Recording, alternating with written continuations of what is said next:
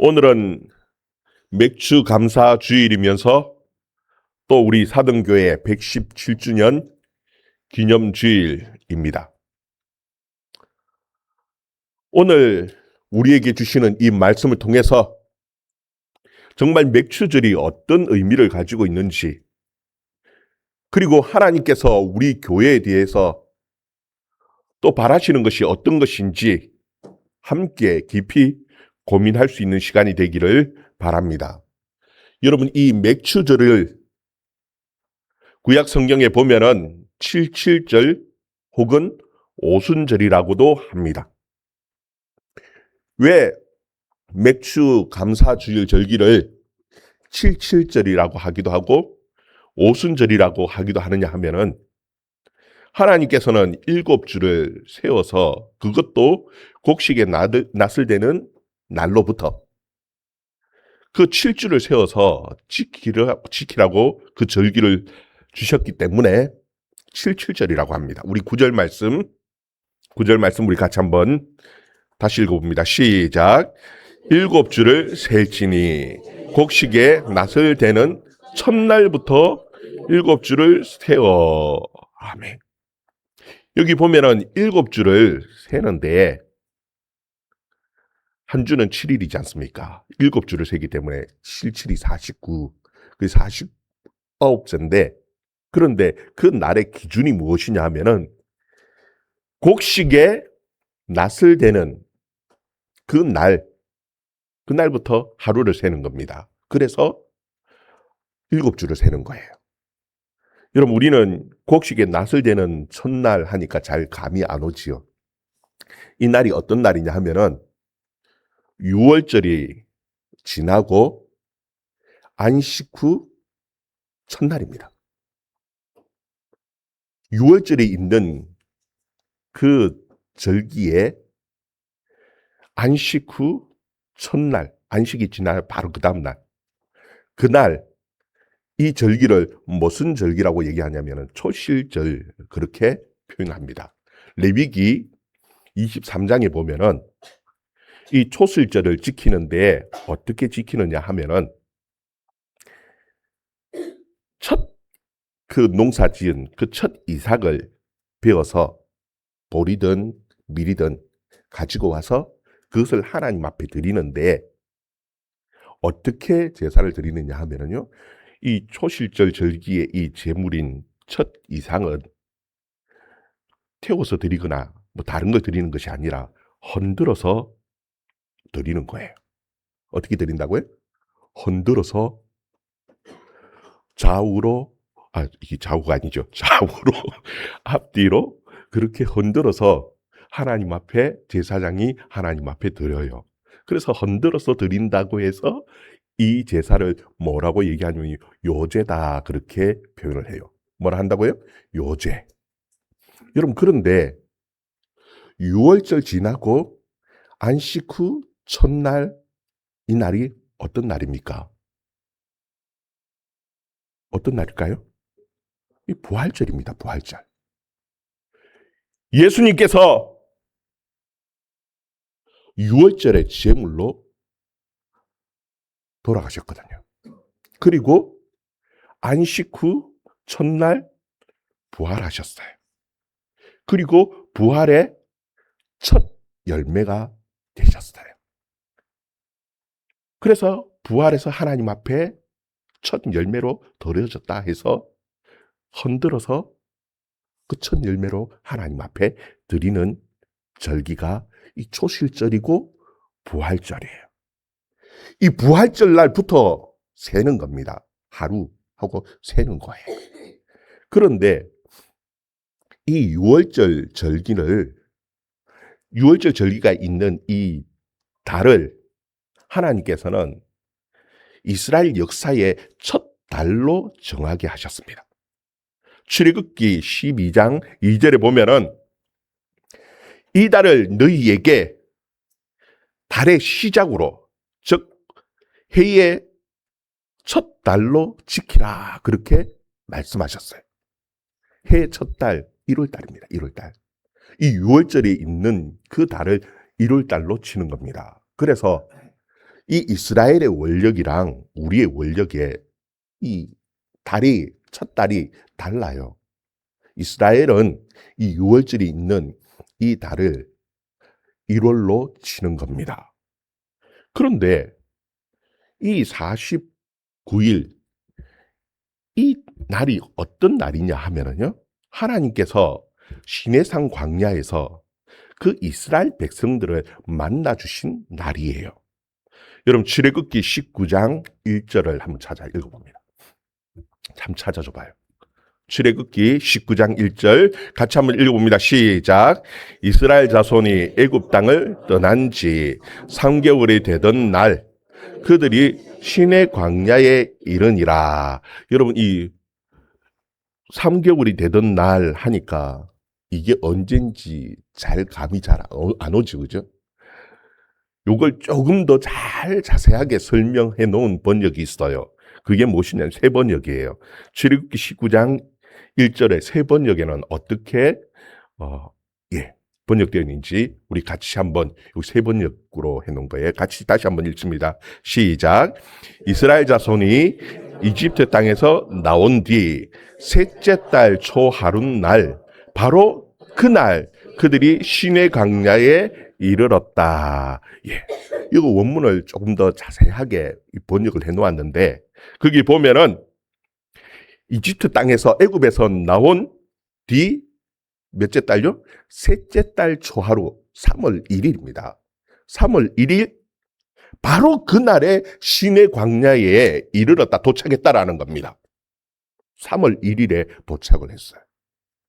여러분 그러면은 이게 며칠째 출애굽해서 며칠째가 되느냐 하면은요.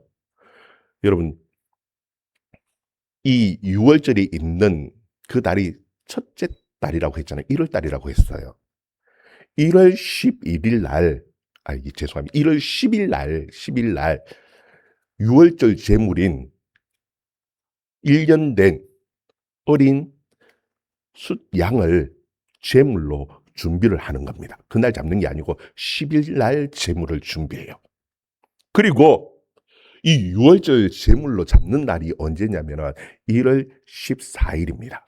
10일 날 준비했다가 사흘 동안 데리고 있다가 언제 잡는다고요? 14일 날 그것도 해질 저녁 무렵에 잡는 겁니다. 잡아서 문인방 문설주 문에다가 발라요. 그 피를 바르고 그 고기는 구워서 먹는 겁니다. 무교병과 함께 구워서 먹어요. 그것을 6월절 절기라고 얘기하는 겁니다.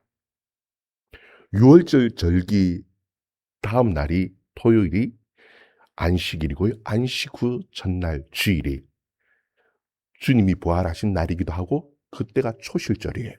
근데 그 안식일 날 그때 출발을 하는 겁니다. 6월절이 바로 그 다음 날 출발을 하는 거예요. 그러면 3월 첫째 날이면은 며칠이 지났느냐 하면은 세 보면은 며칠이 지났냐면은 46일이 지났어요. 왜? 15일 날부터 출발을 했으니까. 한 달은 30일이래요. 그러면은 둘째 날 초하루면은 16일이 지났죠? 계산이 안 돼요? 머리가 산수를 잘해야 되는데. 예. 1월 15일 날 출발을 해서 예? 그리고 30일이 30일이 아니고 16일이 지나면은 초하루가 되는 거예요. 아니지. 17일이 지나면은 초하루가 되는 거예요. 그러니까 안식 후 첫날부터 세면 16일이 지나면은 초하루가 되는 거고 2월. 3월 초하루는 46일. 안식 후 초실절로부터 시작하면은 46일이 되는 거예요. 그러면은 목사님 그날 도착을 했는데 하나님께서 시내산에서 언약 맺은 거는 언제입니까? 그럴 때 보면은요. 11절 19장 11절 출애굽기 19장 11절 우리 같이 읽습니다. 시작. 준비하게 하여 셋째 날을 기다리게 하라. 이 셋째 날에 나 여호와가 온 백성의 목전에서 시내 산에서 강림할 것임이니라. 여러분, 바로 46일이 지나고 난 3일을 더 기다리고 준비하게 하셨어요. 도착하기는 46일째에 딱 도착했는데 3일을 준비해서 그리고 기다리고 해서 하나님께서 시내 산에서 언약을 맺으시면은 그날이 언제예요? 49일이에요.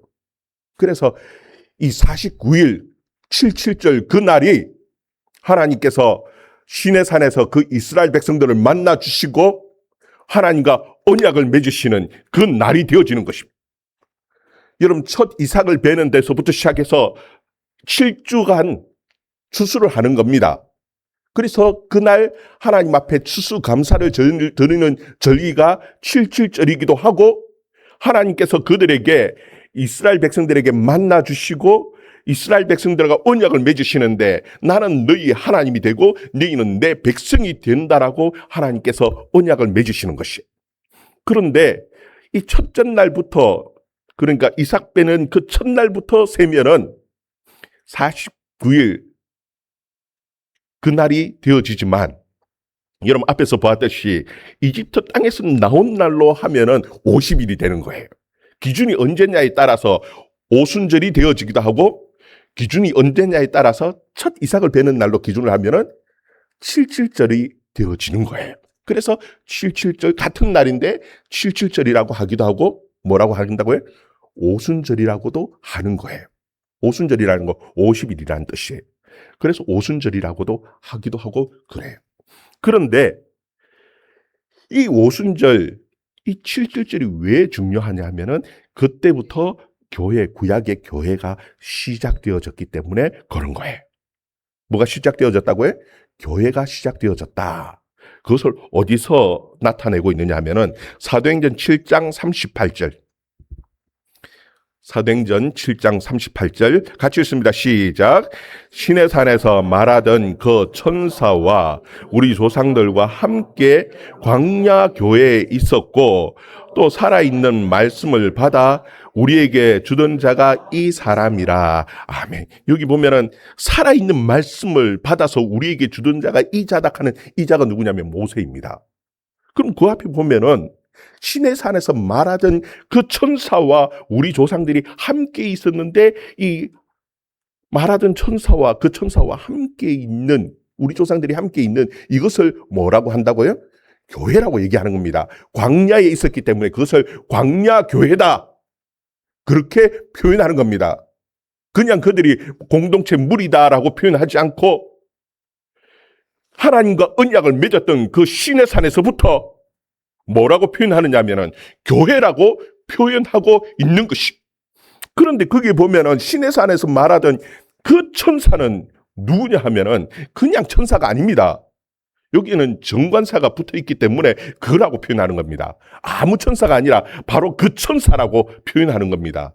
여러분 이 그 천사가 누구냐 하면은 이스라엘 백성들을 애굽 땅에서 인도하여 가나안 땅까지 같이 함께 동행하면서 인도하였던 그 천사입니다.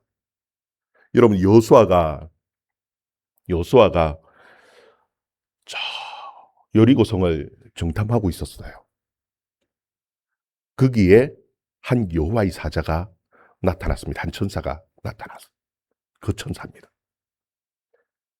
이 여호수아가 그 여호와의 사자에게 묻습니다. 너는 우리를 위하느냐? 우리의 대적을 위하느냐? 그때에 아니라 나는 뭐라고요? 여호와의 군대 대장이다. 그렇게 말씀합니다. 여러분 그 여호와의 군대 대장이 누구입니까? 바로 예수 그리스도예요. 여기서 말하는 그 천사는 그냥 천사가 아닙니다. 그 하나님의 말씀을 전하는 그 우리의 대장 되시는 예수 그리스도를 말씀하고 계시는 것입니다. 예수 그리스도와 그 하나님의 백성들이 함께 하면서 교회의 머리 되시는 예수 그리스도가 그들과 함께 있으면서 그것이 교회가 되어진 것입니다. 여러분 이것이 하나의 구약 성경의 이 절기들은요 하나의 그림자였습니다. 골로새서 2장 16절 17절 말씀. 골로새서 2장 16절 17절 말씀 같이 한번 읽어봅니다. 시작. 그러므로 먹고 마시는 것과 절기나 초하루나 안식일을 이유로 누구든지 너희를 비판하지 못하게 하라. 이것들은 장래의 일의 그림자이나 몸은 그리스도의 것이니라. 아멘. 여러분, 이것을 뭐라고 얘기하냐면 이것은 할 때 이것은 절기나 초하루나 안식일, 이것은 장래의 일의 그림자다, 그렇게 말씀하셨죠. 여러분, 이 그림자라는 의미는 이런 겁니다. 한 죄수가 동굴한 감옥에 갇혀 있습니다. 그러면은 햇빛이 쫙 들어올 때에 동굴 벽면에 그림자가 비치죠, 그죠? 이 죄수는 늘 그 동굴 감옥 속에만 갇혀서 벽면만 바라보도록 그렇게 묶여 있는 죄수예요. 그러면 그 그림자가 실체인 줄 알아요. 그런데 진짜 실체는 어디 있냐면 동굴 바깥에 있는 겁니다. 이게 그 당시에 성경을 쓸 그 당시에 플라톤이 설명을 하던 동굴 비유에 대한 얘기예요. 그 그림자의 실체는 동굴 밖에 있어요. 그 실체는 누구라고요? 절기는 하나의 그림자예요. 동굴 밖에 있는 실체는 예수 그리스도입니다. 그리고 몸은 그리스도다, 그렇게 얘기했죠, 그죠? 그 몸은 누구냐면 교회입니다. 교회와 그리스도에 대한 그 나타내 보여주고 있는 것이 이 절기라고 말씀하고 있는 거예요. 여러분, 유월절은 예수 그리스도께서 죽으신, 그리고 우리를 구원하시기 위하여 십자가에 죽으신 절기가 유월절 절기예요. 초실절은요, 부활의 절기가 초실절이에요. 그리고 이 오순절은요, 오순절은 교회의 탄생입니다.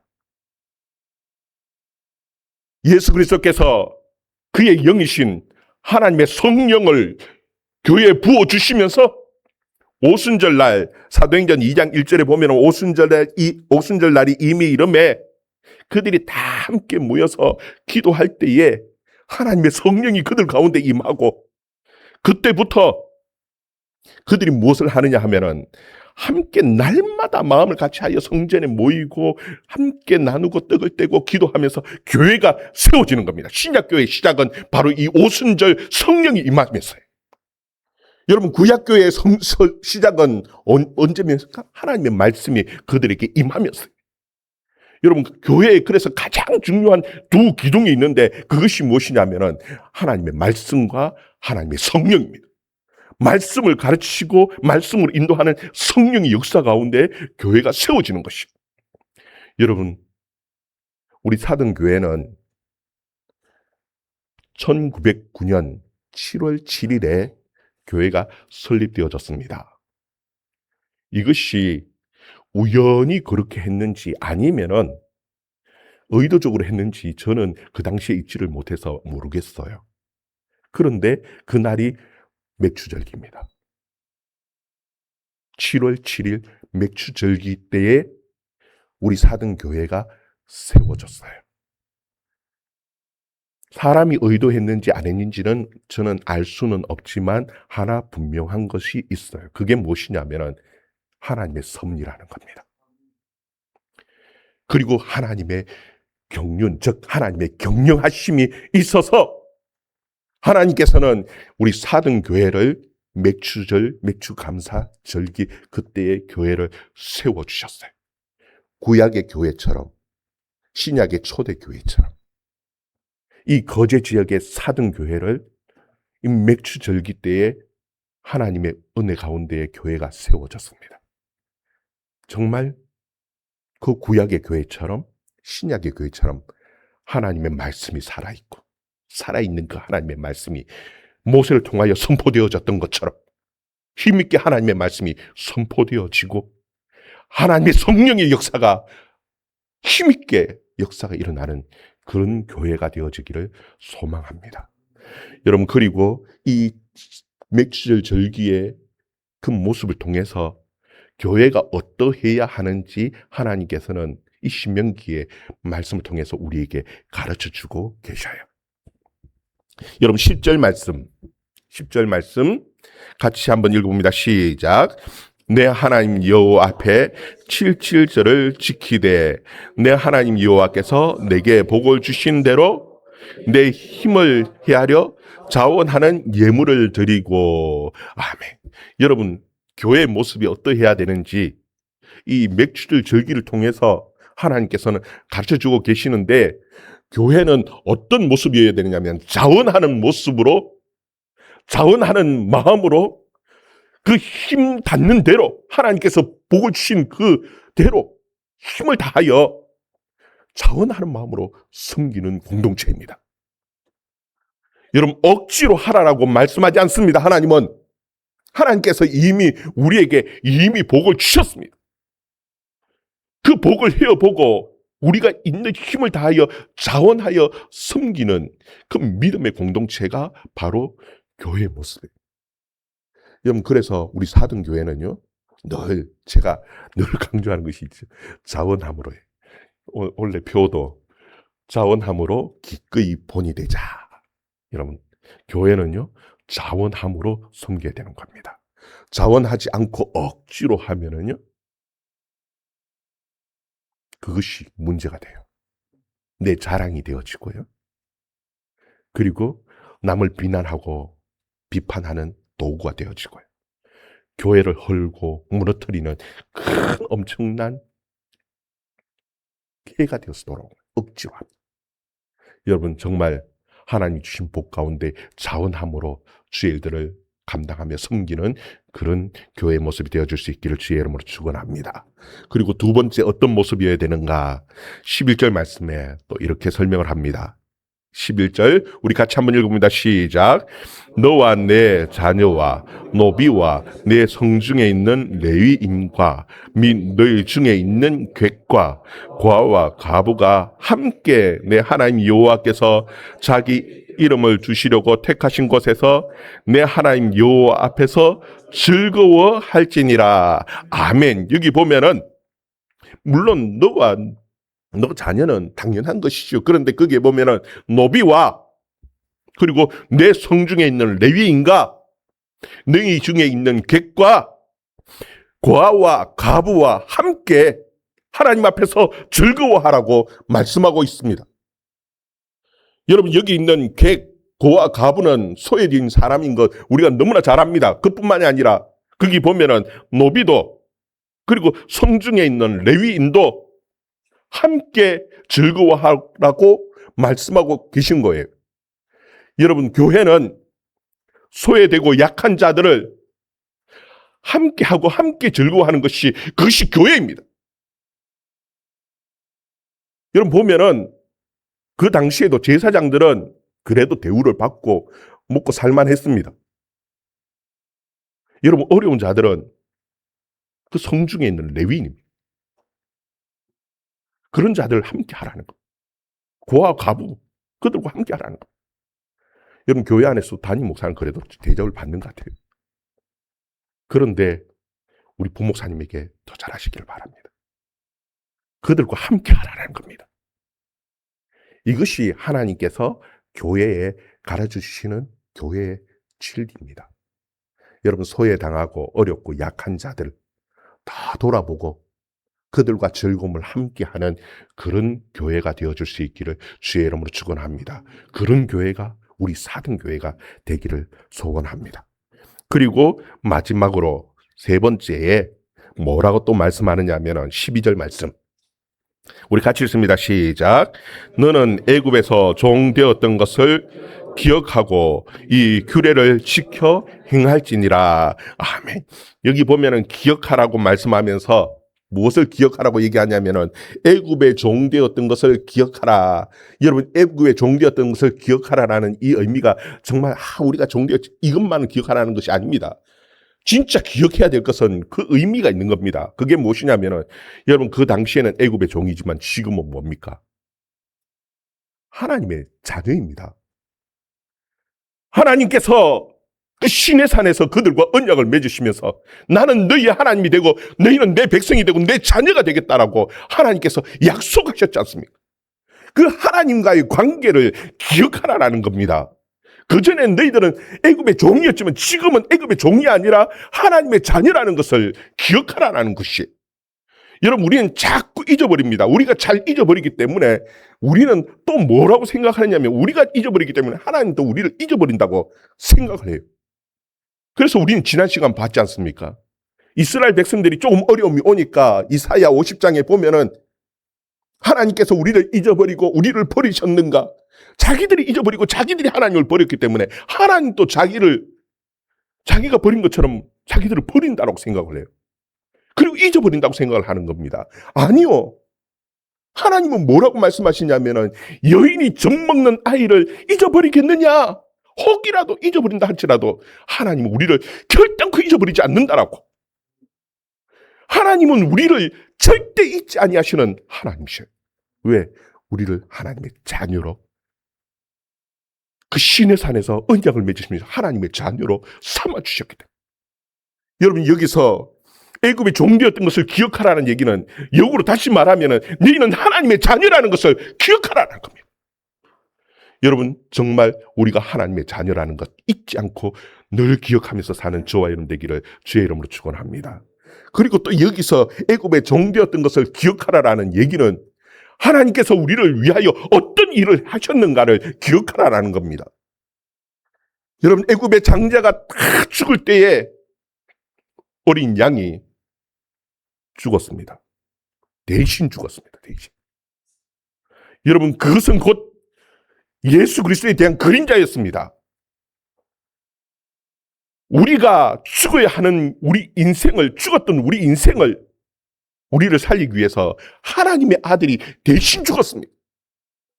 그러므로 우리를 구원하여 내셨습니다. 애굽의 종되었던 것을 기억하라는 얘기는 세상의 종으로, 사탄의 종으로 살아가고 있던 죽었던 우리 인생을 하나님의 아들을 통해서 우리를 구원하셨다라는 그 하나님이 하셨던 그 일을 기억하라는 거예요. 여러분, 이 두 가지를 기억할 수 있기를 바랍니다. 우리는 하나님의 자녀입니다.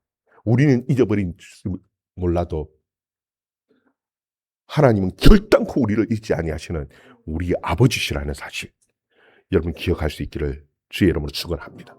그리고 우리를 위하여 그 하나님의 아들, 독생자 아들을 내어주시기까지 우리를 사랑하셨던 그 하나님이 하셨던 그 놀라운 일들을 기억할 수 있기를 주의 이름으로 축원합니다.